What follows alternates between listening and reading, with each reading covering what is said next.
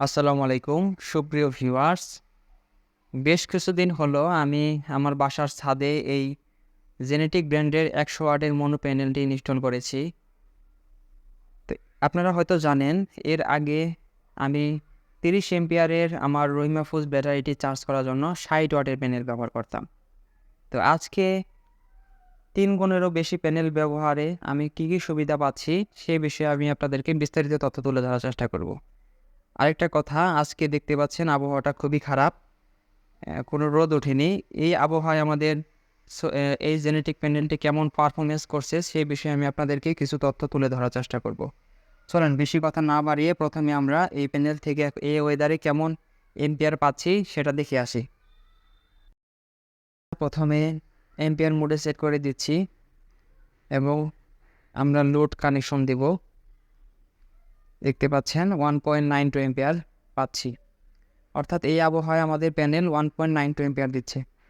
আপনারা হয়তো জানেন যে এরকম সুপার স্টারের ফ্যানগুলো 1 স্পিডে 0.8 এম্পিয়ার, 2 স্পিডে 1 এম্পিয়ার এবং সর্বোচ্চ স্পিডে হচ্ছে 1.5 এম্পিয়ার গ্রহণ করে। যেহেতু আমাদের প্যানেল আজকে 1.92 এম্পিয়ার দিচ্ছে, সেহেতু এরকম ফ্যান সরাসরি আমাদের প্যানেল থেকে চলার কথা বা চলছে বলা চলে। তো ফ্যানটাকে আমি 2 স্পিডে চালাচ্ছি, দেখতে পাচ্ছেন, 1 স্পিডে চালাচ্ছি, দেখতে পাচ্ছেন। এখন 2 স্পিডে দিলাম। চলেন 2 স্পিডে দেখি আমাদের ভোল্টেজ কত নামে। দেখতে পাচ্ছেন 14 ভোল্ট দেখাচ্ছে, অর্থাৎ আমাদের ব্যাটারিতে কোনো রকম প্রেশার পড়তেছে না। সরাসরি সোলার প্যানেল থেকে এই ফ্যানটি চলতেছে। ব্যাটারিতে প্রেশার কীভাবে বুঝবো? আমরা জানি ব্যাটারি ফুল চার্জে আমাদের ভোল্টেজ থাকে 12.8 ভোল্ট। এখন আছে 14 ভোল্ট, অর্থাৎ 12.8 থেকে অনেক বেশি আছে। তো ব্যাটারি ড্রপ করতেছে না, মানে ভোল্টেজটা 12.8-এর নিচে ড্রপ করতেছে না। তাহলে বোঝা যাচ্ছে যে আমাদের এই ফ্যানটি সরাসরি সোলার প্যানেল থেকে ঘুরতেছে বা চলতেছে। চলেন আমরা এখন 3 স্পিডে দিয়ে দেখব, অর্থাৎ সর্বোচ্চ স্পিডে দিয়ে দেখব কী অবস্থা হয়। তো দেখতে পাচ্ছেন 3 স্পিডে ফ্যানটি ঘুরতেছে এবং ব্যাটারি ভোল্টেজ দেখাচ্ছে 13.4 ভোল্ট।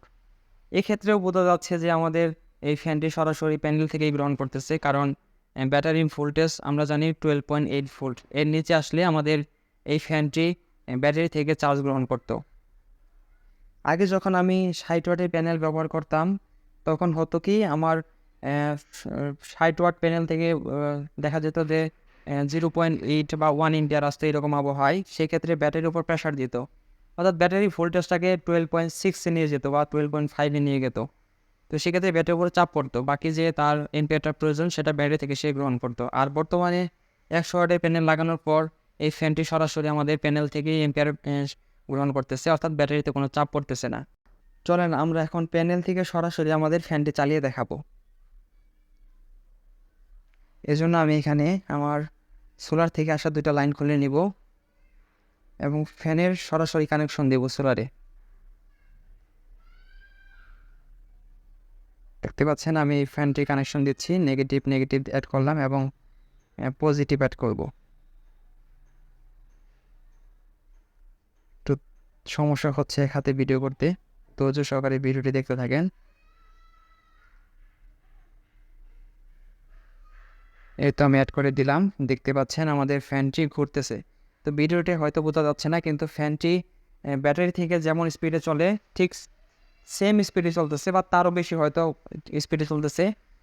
আমার কাছে মনে হচ্ছে যে তার থেকে বেশি স্পিডে ঘুরতেছে, কারণ এখানে ভিভোটা বেশি প্রচুর পরিমাণ এম্পিয়ার পাচ্ছে, মানে 1.5-এর থেকেও বেশি এম্পিয়ার সে কনজিউম করতেছে। আর ভোল্টেজটা ইনক্রিজের কারণে এখানে আরও স্পিডে ঘুরতেছে, আপনাদের বোঝাতে পারতেছি না। তো এই হচ্ছে তফাৎ। হয়তো আপনাদের কাছে ভিডিওটিও উপকার হয়েছে। আপনাদেরকে আমি বলবো যে আপনারা আপনাদের সোলার সেটআপের ক্ষেত্রে ব্যাটারি যত এম্পিয়ার হবে তার 3 গুণ পরিমাণ প্যানেল ব্যবহার করার জন্য, তাহলে আপনারা এখান থেকে প্রপার সুবিধা পাবেন। তো ভিডিওটা আমি এখানেই শেষ করছি। যদি আপনাদেরকে সোলার বিষয়ে বা কোনো কিছু তথ্য জানার প্রয়োজন পড়ে তবে কমেন্ট বক্সে কমেন্ট করবেন, আমি যথাসম্ভব আপনাদেরকে উত্তর দেব।